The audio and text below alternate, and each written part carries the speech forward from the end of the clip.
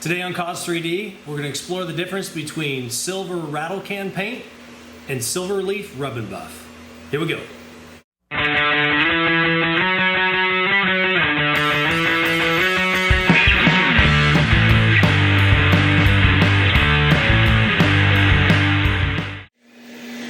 All right, so for years I have used silver paints to try to, get a metal look to whatever project I'm working on.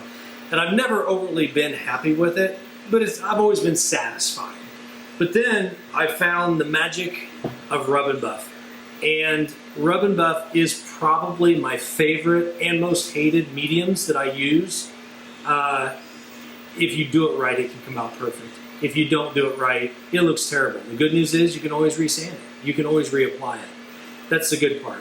So what we're going to do today, if you haven't watched the previous video on where we get the print lines out of this part, we're just going to use this part again.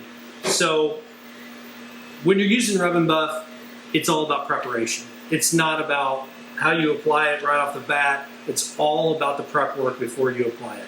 The smoother the surface, the better it's going to look. Rub and buff shows literally every flaw in a part that you're trying to finish. So what we're going to do is we're going to start with some 600 grit sandpaper and we're going to wet sand this baby. If you don't know what wet sanding is, we're just going to apply some water, sandpaper, and we're just going to sand it out. The key to wet sanding is don't bear down on it. Let the sandpaper do the work. Take your time. Here we go.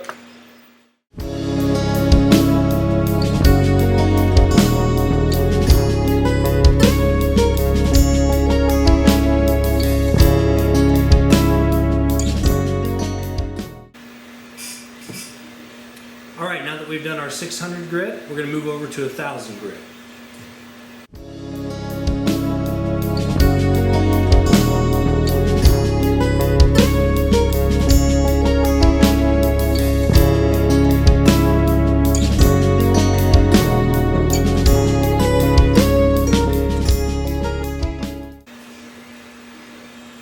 All right, now we're going to clean up our mess here, wipe all of our parts down, wash them off a little bit with a damp cloth, get some of that wet dust off there, and we'll pick right back up. All right, we've got everything sanded now. We started with 600, went to 1000. We're jumping a little bit here. You could put some different grits in between that to smooth it out a little better, but here at Cos 3D, we're always in a hurry to get a project done, so we're giving you the highlights of it. The prep work that we did on these pieces to start with, they were primed with gray primer. I did hit them with a flat black. I will tell you that a gloss black actually works better with this, but we're going to get basically the same effect even with a flat black now that we've sanded it down smooth. Gloss seems to take a much longer time to cure, so we're just trying to speed it up for you. Grab a glove. Same glove I've been using all week for different other parts that I've been working on R2-D2 with. And we're just going to start with a very, you're not going to be able to see that, but a very small amount. The less you use, the better. You can always go back and do a second hit on it if you need to. What we're going to do is we're just going to start in here, and we're just going to work it around the part. It's all right if we still have some lines, but we're going to try to get it as even as we possibly can on the first pass. Rubbing it around.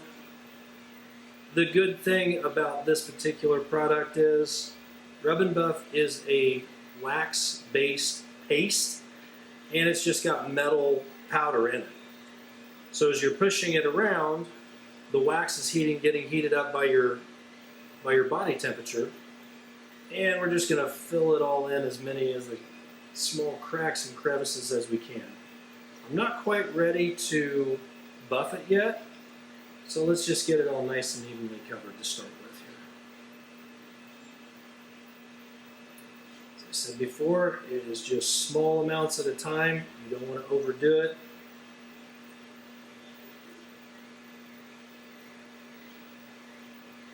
If you underdo it, you can always add more. All right, so we got our first part covered here. Go back, make sure we didn't miss anything major. Doesn't look good yet, but that's all right. We're going to speed up, we're going to do the other two parts here, and then we'll start the buffing process.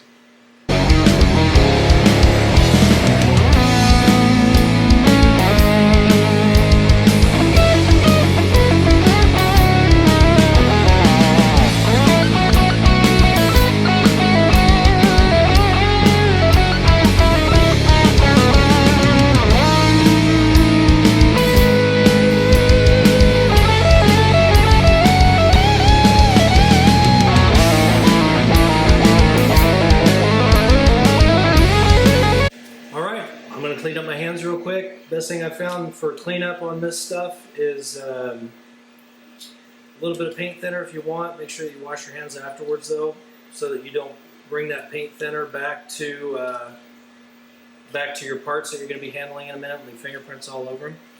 I'm going to go clean up my hands and we'll take it to the next step. Alright, got my hands clean so I don't contaminate the pieces I'm about ready to touch. Taking a nice soft, I didn't have any microfiber cloths handy. That's what I normally use. This is a pretty soft old washcloth it looks like, a baby cloth.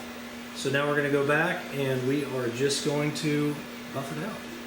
We don't want to go overboard. I'm not pushing hard on it. It's just a nice even rub on it. This is the part that gives the rub and buff its shine.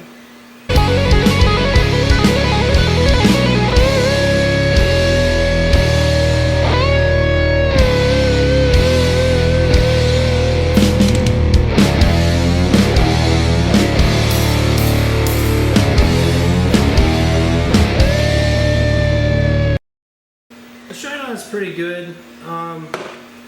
If I was going to continue trying to work this piece up even better than what I've already got it, I'd probably put on another coat. There are some spots that I missed sanding because I did it pretty quick and haphazardly.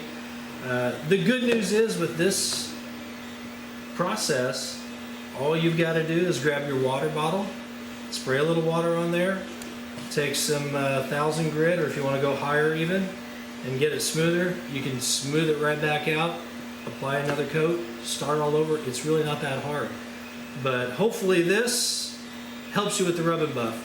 It's the preparation of the part that you're going to do is one of the most important things. And the second thing is making sure that it's super smooth.